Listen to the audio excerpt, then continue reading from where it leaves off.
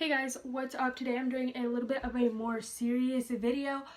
My sister's going to be joining me after the first topic, but I'm going to be talking about all of these topics. I'm not taking credit for this video because this video was inspired by Savway. She just came out with this video and it was a very, very good video. And I really enjoyed it, and I was inspired to talk about some of the topics on here. Just to let you guys know, like she said in her video, these are my opinions. I'm not gonna offend anyone or anything. I will address all of the topics up here, but no, I'm entitled to my own opinion. You're entitled to your own opinion. Everyone's entitled to their own opinion. And I mean, if you don't agree with anything, you can just leave it respectfully in the comments. I don't mind. Everyone has their own opinion. So without further ado, I'm just gonna get into this video. Okay, so the first one I'm going to be talking about is my sister doesn't know really what happened with this. My sister doesn't really know what happened with this situation, so yeah, she's not going to be a part of this one, but she is going to join in the other ones, right? Mm-hmm. And you guys will see in the thumbnail and stuff. So this one is, as you guessed, the dope racism scandal. If you're not aware of this, basically what happened is Dope was allegedly accused of being racist by splitting colored girls on one half of the house and then Caucasian girls on another side of the house. Personally, I find this very, very sketchy. Not just, well, at first I found it and I looked at it like this. Maybe they didn't intentionally do it. Maybe, who knows what their reason was. Great. Oh, yay. Why does my phone always have to do that? Okay, so I'll just cut that out. But, so, yeah, I didn't know really what their intentions were or anything, but then it kind of made me a little sketchy when they did post their Instagram and they put this is us or something like that, and it was a picture of all of them, and I felt like that was very sketchy because if you're not trying to hide anything and if you're trying to make your company not seem racist, then why are you just gonna throw in a whole bunch of colored girls in your company or whatever? It just seems very they're trying to plan this out and now they want to add some type of diversity into it.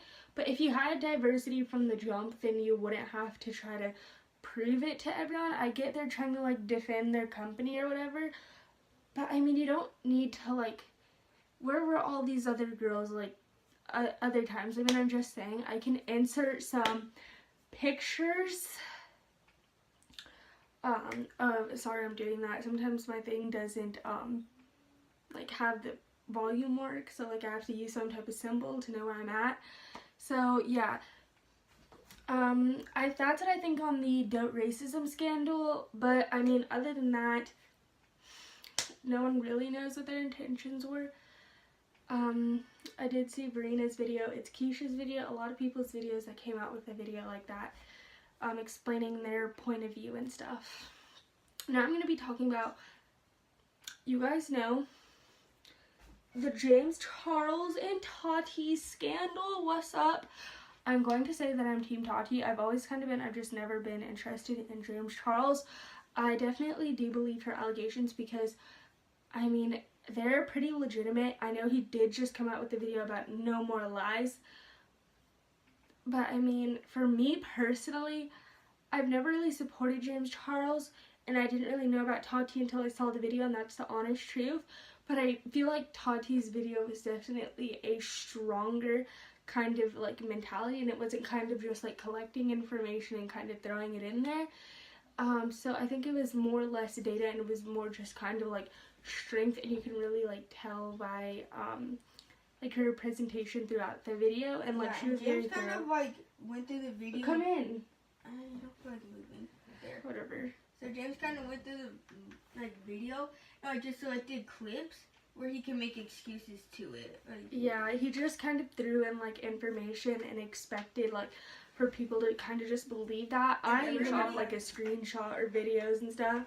So like I feel like that could be very planned out, and I feel like he just kind of like took like clips and, you know, screenshots and just tried to throw them in there and say, hey, this is what I've got to say. But like Tati was actually very thorough. She like understood like exactly what she was doing. So yeah. Another thing is biracial. I am biracial, so are my siblings. My mom is African American, my dad is Caucasian. And I'm also going to be talking about their biracial relationships.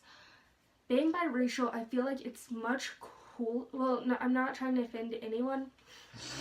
Well, like for me personally, I like being biracial because you get the best of both worlds. I mean, you get to like have like both of those things, and it just proves to you that like people don't, not everyone is racist, and like anyone can love anyone they want, and it hasn't always been like that. So it's kind of like this like grateful thing. But on the other hand, it can be very negative because you really don't know where you fit. I mean, like at school, like I really don't know if I'm supposed to like be around like African American groups, and this is a real situation that I personally go through.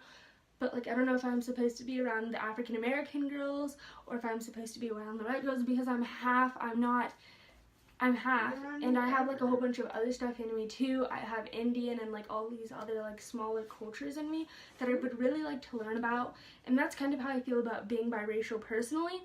But as for relationships, I love biracial relationships. It makes me so happy to see them, to see other people, you know, standing up for like love and like standing up for equality and stuff. And I feel like that's a very, you know, oh, I was supposed to do that a long time ago, but I feel like that is a very good thing to have, and it just it's very nice and refreshing to see. The last thing I'm going to be talking about is abortion. This I know is a very touchy feeling. When I saw Savway's video, I completely agreed with what she said, so I'm just going to kind of put it into my own words. But basically, on one side, I'm kind of like pro-life because like she said, I personally wouldn't do it. It's just not a choice for me. I mean, I think that I would always personally keep my kid. Not judging anyone who wants to make that decision.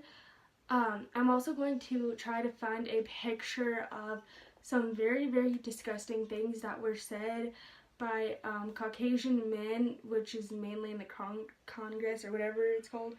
And so, I mean, that kind of me says, well, I personally wouldn't do it, and like personally I would love for like, you know, to be like for people to be able to like financially support kids and, you know, have the ability to do that. But on the other hand, I definitely feel like you shouldn't.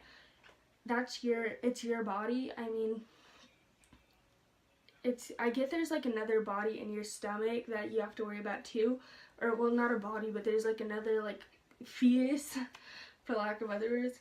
And so, I mean, but you always have to make the decision what's best for you, because not everyone wants kids, and I mean, you can't blame people for, I mean, you know, not getting protected or not using protection. Even if they were, things can break. Not everything works all the time, and it could be very accidental.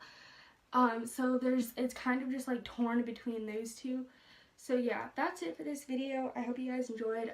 Just let me know what you guys think about this whole situation. Kayla was supposed to come in and talk, but she didn't. Hey, I'm right here. Here, I'll say something. For abortion, it's not fair for the government to tell you what you can and what you cannot do. It's like the government telling you can't wear your hair in a bun, you have to wear it down. And like I get it, it's like talking about life and stuff and a baby. Like still, like I would never have an abortion myself. Like I get it, but oh no, I don't get it. But that's the thing. Like these men don't get it. Like these men have never. Yeah, they don't have like a perspective or understanding of exactly what it's like. So yeah, that's. So it's not their. It's like not their place. It's like, oh, you can do this and this and this, and I don't care how you feel, or it doesn't matter how you feel because you don't know how it feels because you're just. And technically, like I know some people think it's like murder. I personally don't think it's murder. I mean, you're terminating the pregnancy before, you know, it's even alive before it can speak, before it can talk, before it's breathing. So. Yeah, it's still a very sad process, so I'm just kind of torn between that, but I just thought I might touch on that subject. It's this Joshua Rush clip. I'll send it. If you guys want to see that clip, I will insert it.